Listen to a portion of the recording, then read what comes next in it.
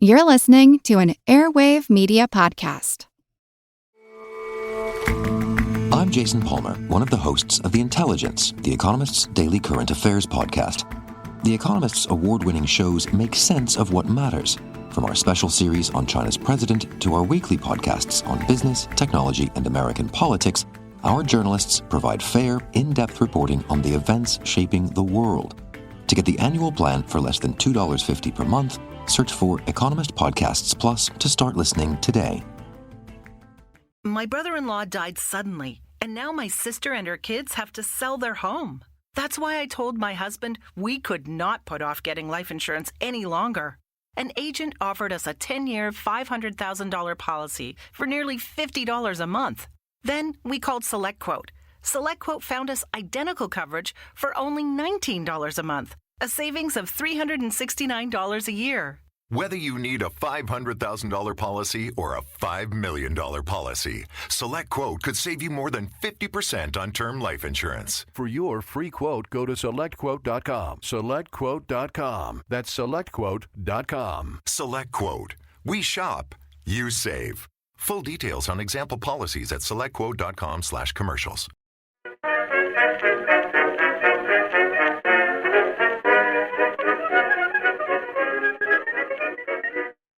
Hello everyone and welcome to History of the Second World War, Episode 90, The British Empire, Part 5, Army of Empire.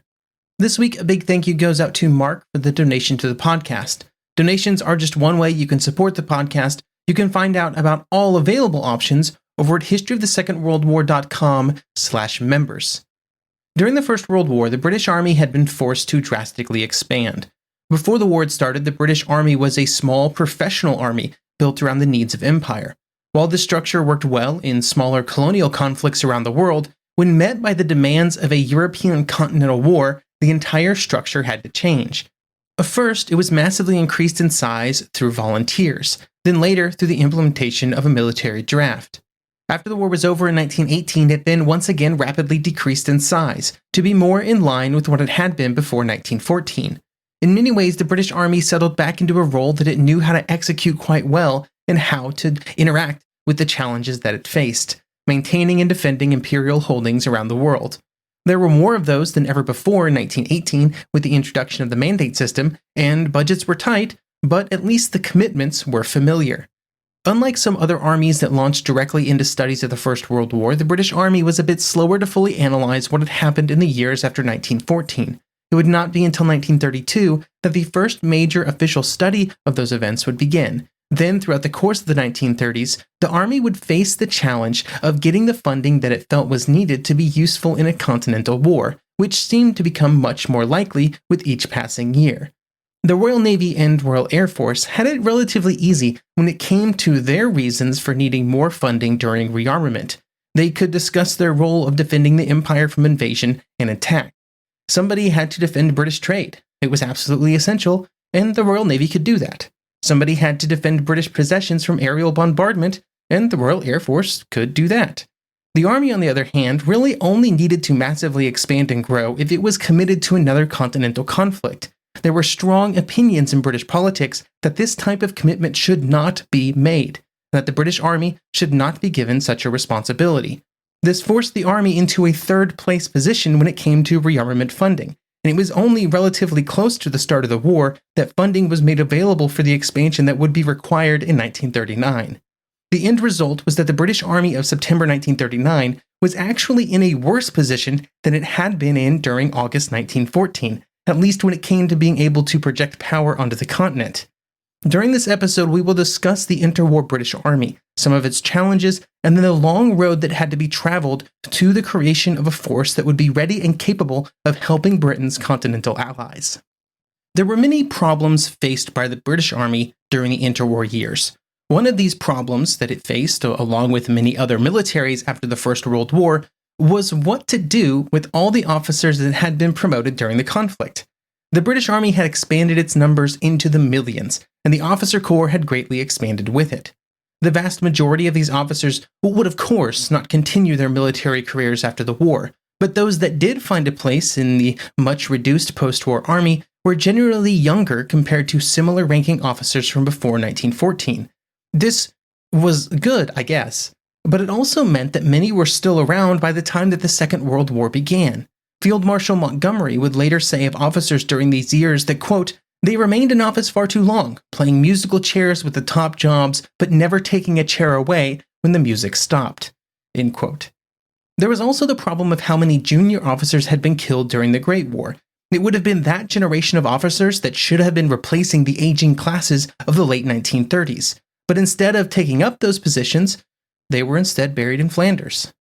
Younger officers that were trying to move up the ranks of the interwar army were also generally frustrated by the lack of opportunities, which left many in relatively junior postings far longer than what might have otherwise occurred.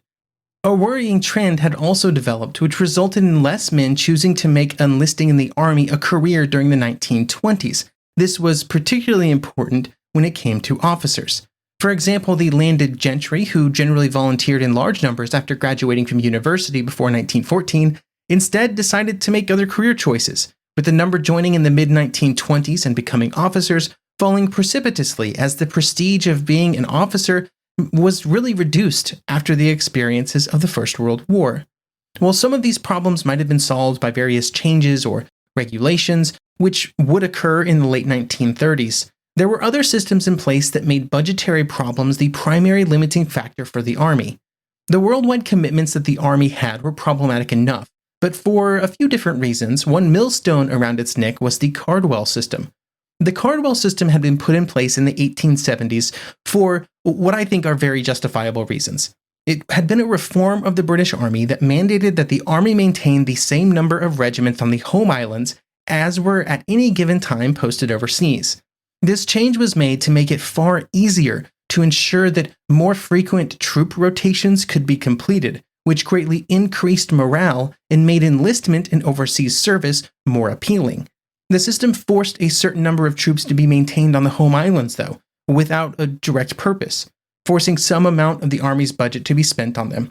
It also had the effect of preventing many innovations from being put in place. Because the regiments were used as replacements for overseas units, it was felt that their training, equipment, and regulations could not diverge too much from those that were already overseas. If a group of soldiers was sent to India as replacements, they had to be inserted into units where the expectations were relatively the same as they had experienced during training. There were also constraints placed on the makeup and structure of units due to the variety of environments in which the troops might be asked to serve in. Central Asia, North Africa, Southeast Asia, and Western Europe were all possible theaters for operations, and the easiest way to be useful in all of those areas was to make basic infantry units as flexible and interchangeable as possible, while support units were instead moved up to a higher level of control. This made the infantry units able to be moved around, but it meant they were heavily dependent on other units for support. This was another continued evolution from the First World War, where those support units had been concentrated to give the Army heavier hitting power in a specific location, but it also meant that they were less flexible and made heavier demands on the units to maintain close coordination and communication. These problems in no way prevented all innovation from occurring. In fact, in some respects, the British Army would be one of the most innovative military forces in the world by the early 1930s. Some of these innovations were really just taking lessons learned during the First World War and continuing them into the post-war years. An example of this was the fact that officers were expected to be able to act on their own initiative and to use their training and experience on a fluid battlefield. Superior officers would give their intentions and pertinent information about what was to be accomplished, and those below them were expected to determine the best way to do it. Another of these areas was around the use of armored vehicles. During the First World War, the British had been the first to use tanks in combat, and they would invest heavily in their armored forces before the armistice. This emphasis would continue into the 1920s and 30s, driven by one goal: to prevent another attritional-based struggle like what had happened on the Western Front during the Great War.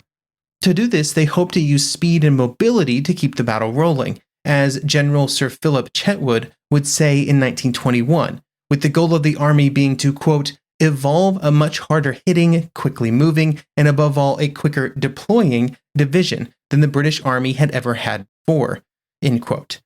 To do this, they needed the technology, which resulted in an investment into tanks both technologically and tactically. Some of the very first large exercises utilizing armored formations would occur in Britain, exercises that were studied by many other armies around the world. The push for innovation and change did run into some problems by the late 1920s, which would only become more severe during the 1930s. One issue was relatively simple. The technology just did not keep up during the 1920s, with the more progressive British officers wanting to accomplish things that the tanks and armored vehicles at the time simply couldn't handle. They were closer to the lumbering behemoths of 1918 than the agile armor of the 1940s.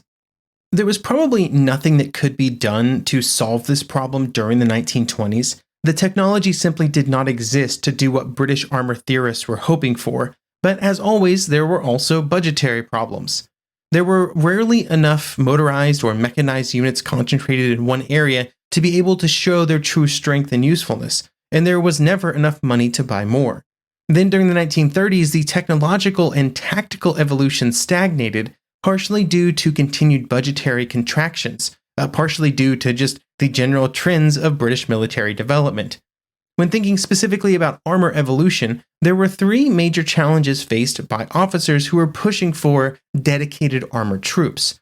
The first was resistance from officers who did not agree with the path they were advocating for, as were present in every other army, with every major military having some officers who were pushing for armored expansion while others resisted. Some in this group believed in different paths of innovation, while others simply believed that the innovations around armor were not forward-facing changes, but instead backwards-looking solutions to a trench-fueled stalemate that they did not believe would occur again in a future war. The second was, again, this is a trend throughout the whole episode, budgetary constraints. The armored units that men like JFC Fuller were pushing for were expensive to create and maintain. This made such units hard to justify in political circles. Political support was also hard to come by the fact that there was only one use for large armor formations, and that was a large war on the continent. The British were not going to send an armored division, all the way around the world on an imperial policing effort. The third challenge was from other officers within the army, which were not hostile to innovation or progressive attitudes, but they wanted things to evolve differently. There were many progressive officers in all arms of the British Army, but a progressive artillery officer often focused on innovations within the realm of artillery, an infantry officer in the infantry. This third group became far more important when funding was tight, because they were protective of their own areas of the army and wanted to make sure that they received the funding they felt that they needed to succeed. But even with all of these challenges, during the opening years of the 1930s, the British Army was considered to be the leading army in the entire world when it came to mechanization and the employment of mechanized troops. But the financial crisis of the first years of the decade made everything more difficult. The army budget of 1931 to 32 would be the lowest of the entire interwar period. At the same time, the exercises in 1931 would see the first full tank brigade used, and they would be quite successful in their employment. This demonstration was very good for the future of armored units, but was of great concern to other arms in the British Army that were looking at the funding available and were very concerned that they would be the ones that would be forced to come up short to fund the creation of more armored units. Then, over the course of the rest of the 1930s, exercises were limited in scope and frequency. This meant by 1939, many of the officers in charge of large units had never actually commanded them in exercises. In Germany, the exact opposite would occur, with exercises becoming larger and more frequent as the years went by. Not everything was negative for the British, though, and the mechanization of the army as a whole was relatively good. And while this might have reduced the focus on armored units, it was beneficial to other arms. These changes are sometimes obscured by the funding issues, preventing them from being as impactful early in the war when compared with some other armies. It is also probably worth mentioning from an overall preparedness perspective that the relations with the Royal Air Force were not great. The RAF and the British Army had been at odds since basically the RAF had been created, and then the RAF tried to insert itself into the realm of imperial policing, the primary reason that the British Army existed. There was just a firm difference in opinion when it came to how the two branches of the military felt that air power should be used in peacetime and in war. The RAF felt that the best thing that they could do was to focus on operational and strategic level targets. So things like factories, rail centers, communication networks, those types of targets. The Army felt that they should put far more focus on direct support of ground units. The RAF felt that this would tie them closely to the Army, limiting their freedom and impact. This disconnect would be disastrous in 1940.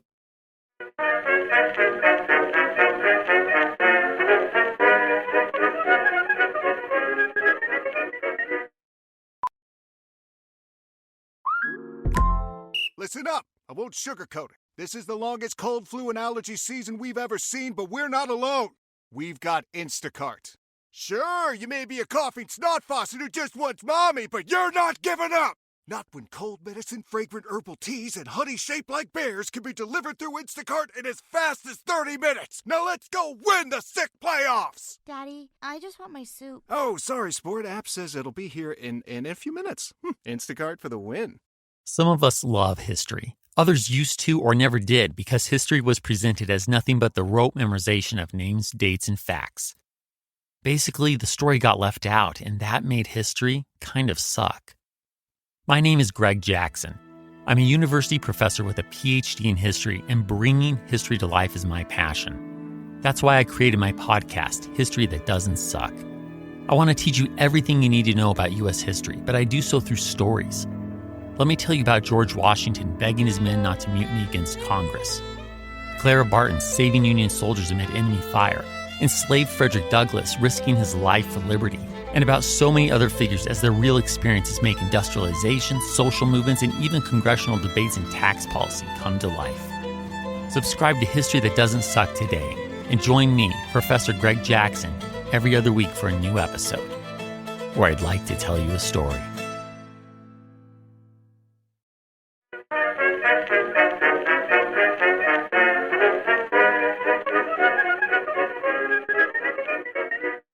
While the exact changes and innovations that would occur within the British Army during the 1930s is one story, another topic of much conversation would be around how it would be employed, especially in the case of a European war. During 1933, an effort was made to try and determine British defense policy both in Europe and around the world, and for this purpose, the Defense Requirements Subcommittee was created. They would recommend policies and then determine what needed to happen to make the military able to achieve those policies. This new effort in reevaluation was prompted by the collapse of the disarmament efforts in Geneva. It would also be during this period that the much discussed 10-year rule would be removed. That rule had been put in place after the First World War and had stipulated that the British military should not plan for a major conflict for the following 10 years. And that 10-year window had rolled forward every year until it was ended in 1932. The Defense Requirements Subcommittee would meet from November 14, 1933 to February 26, 1934, and they would make many recommendations for all of the different armed forces. The focus was on identifying and addressing the worst deficiencies, which would be the easiest to get funding to fix. For the Army, there were several recommendations, which included increased funding for the territorials, which was the British Army's reserve formations. There was also some recommendations around increasing the available air defenses and port defenses at various points around the world. Those were generally the less controversial suggestions. They kind of make sense. But the much more controversial, and the one that we will focus on, is around the creation of the field force. The recommendation was for the creation of an expeditionary force, not that much different than what had been sent to France in 1914. This field force would be made up of 1 cavalry division, 4 infantry divisions, 2 air defense brigades, and a tank brigade, and it was to be held at a ready state in Britain. In view of later events, this force seems quaint, not even close to large enough. But at the time, it would have necessitated a large increase in army funding, and it was a force with only one purpose: meeting an attack by an enemy in Europe, an enemy that seemed to only be Germany. The identification of Germany as the primary enemy against which British defense policy should be based on seems obvious in retrospect, but it would have important ramifications.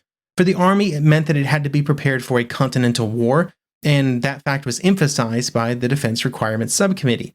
Just like previous generations of British military planners, they believed that the defense of the Low Countries was an important task for the British Army. During previous conflicts, this had been important for naval reasons and the protection of British trade. the advent of aerial bombardment made it even more critical, with the subcommittee saying, quote, "If the Germans were to succeed in overrunning the Low Countries and establishing air bases near the Belgian and Dutch coasts, not only London, but the whole industrial centers in the Midlands and the North, as well as our shipping approaching the coasts, would be within effective and even decisive range of air attacks, which owing to the short range could be heavy, continuous, and sustained." End quote.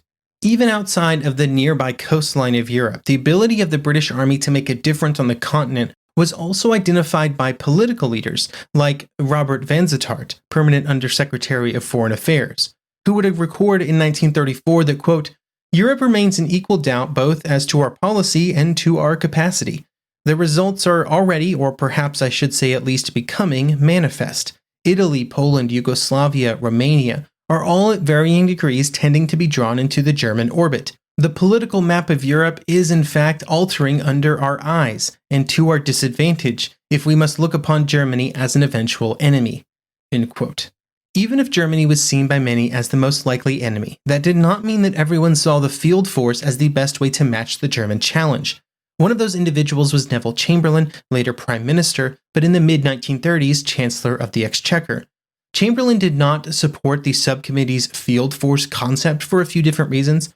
The first was that he believed that the field force concept would be incredibly unpopular among the British public, with large percentages of the British populace supporting continued efforts towards peace.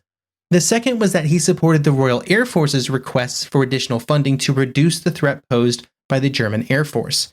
The key point to consider here is that Chamberlain did not disagree with the goals that the field force was trying to accomplish, just the methods. This prevented the funding from being made available during 1934. While they could affect the application of the budget, the Foreign Office was able to set foreign policy, and so a compromise was reached. The idea of using a field force on the continent remained, but the funding was not made available to actually make it a reality. Meaningful progress towards the creation of a field force would not end in 1934, and with each year it would gain increased urgency. During July 1935, the Defense Requirements Subcommittee would meet again to discuss the increased threat by Germany, which had started unrestricted and open rearmament. This escalated the problems for the British, but also for their continental allies, with Hankey, the cabinet secretary, writing to the Prime Minister in early 1936 that there were growing concerns that the French and Belgians did not think that the British were really capable of assisting them.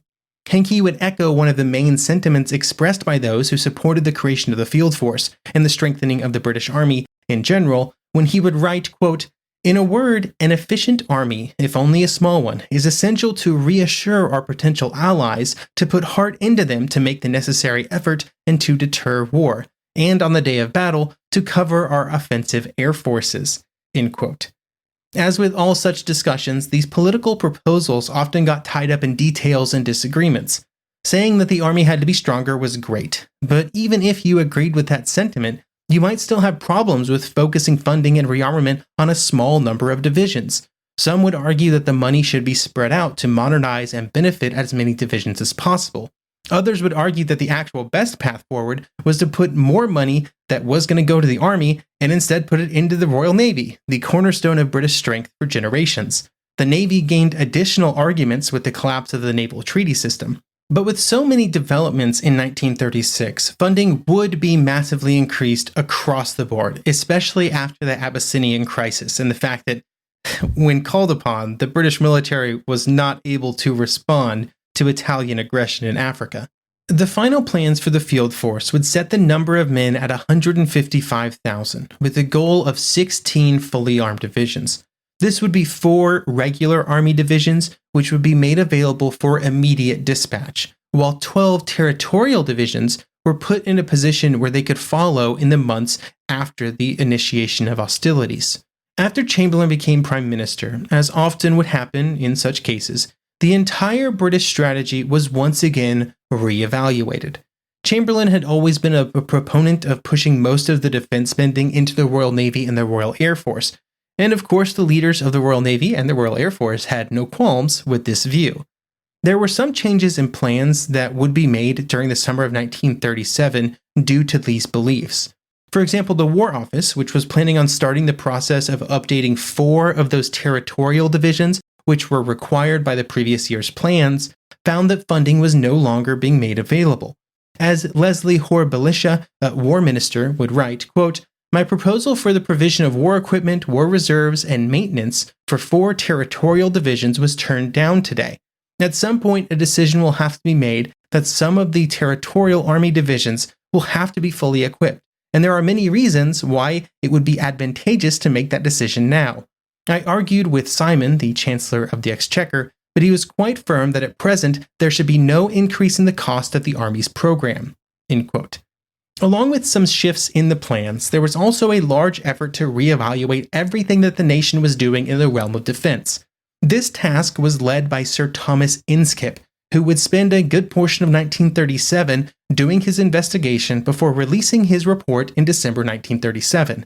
The report would be titled Defense Expenditure in Future Years. The report greatly de-emphasized any attempts to prepare the Army for a role in a continental war. Instead, it suggested that the Army should focus on defense of the home islands and a force to be based in Egypt to make sure the Italians did not try and take the Suez Canal.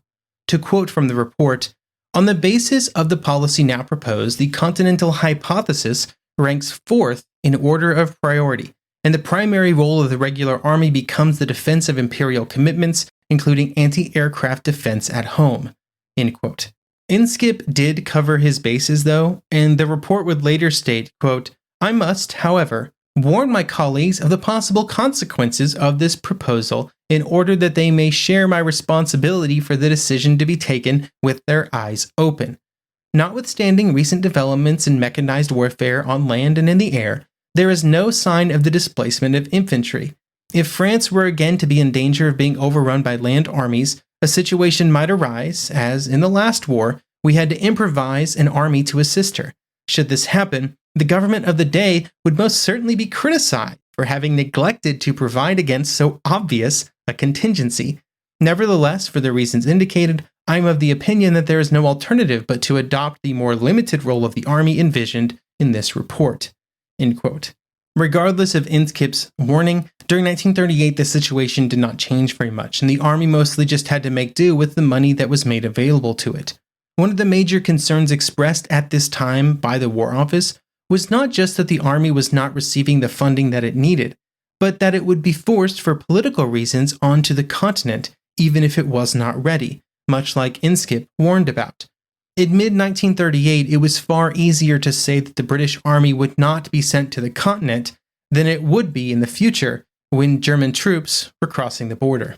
Thank you for listening, and I hope you will join me next episode, our last on British rearmament before the Second World War. We'll cover some of the last years of rearmament and sort of the state of the British military on the eve of war. And then we'll try and answer the age-old debate, the question of 1,000 internet posts. Was the delay at Munich, which theoretically delayed the war roughly a year, good or bad for the British? Was it a smart move when it came to rearmament, or did it just delay the disaster of 1939 and 1940?